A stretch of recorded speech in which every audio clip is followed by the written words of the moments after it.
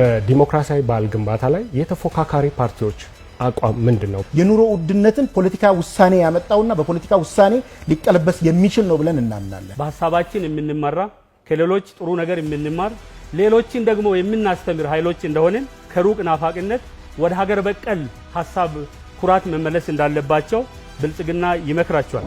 ብዙሃኑን ያማከልና ብዙሃኑ የተቀበለውን ይዘን ነው ህገ መንግስቱን የምናሻሽለው። ሀገሪቱ ራሱን የቻለ አንድ ጠንካራ ተፎካካሪ ፓርቲ አታጣም ወይ ነው? ቡሄ ሲደርስ ለጭፈራ እንደሚሰባሰቡ ህጻናት ምርጫ ሲደርስ ከመሰባሰብ ባሻገር ለአዲስ አበባውያንና ለመላ ኢትዮጵያውያን ምን የሚጨበጥ ሐሳብ ይዛችሁ መጣችሁ? የመንግስትን ሪሶርስ የምትጠቀሙ ብልጽግናዎች ሰፊ የሚዲያ ሽፋን ስለምታገኙ ሁሉ ጊዜ ሆያውዬ ትላላችሁ። የትብብር ዲሞክራሲያችሁ ተፎካካሪዎችን ከማዳከም በምን ይለያል? የአዲስ አበባ ህዝብ ካለበት የኑሮ የችግር አረንቋ ልታወጡ የምትችሉበት አቅጣጫ አላችሁ?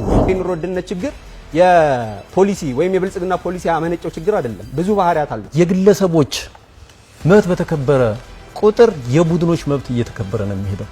በመጨረሻ ከተፈቀደልኝ ሁለት ጥያቄዎችን ሶስት ጥያቄዎችን መጠየቅ ከተቻለ ቴንክ ዩ። ደቂቃው አልቋል። እናመሰግናለን። አንተ ነው የጨረስኩልኝ ሰዓት።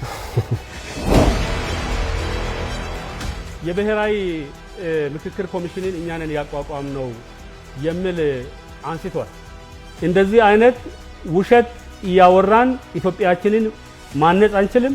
አዲስ አበባ መቀየር እንደማንችል ሊሰመርበት ይገባል። የተሰራን የምንደግፍ ያልተሰራ ደግሞ አልተሰራም ብለን እየተናገርን የምንጓዝ እንጂ ባስተሳሰብ ወደ ኋላ የተሰራን የምንጎትት አይደለንም። ያልመረጥነው ሰው ከሚመራን የምንመርጠው ሰው ቢጨቁነን ይሻላል። በአዲስ አበባ ከተማ ኮሪደር ልማት፣ ወንዞች ዳርቻ ልማት፣ የከተማ መልሶ ማልማት፣ ሌሎች ልማቶች እያንዳንዱ ሰፈርና አካባቢ ነዋሪ ህዝብ ሳይመክርበት ሳይሳተፍበት የተሰራ ልማት የለም።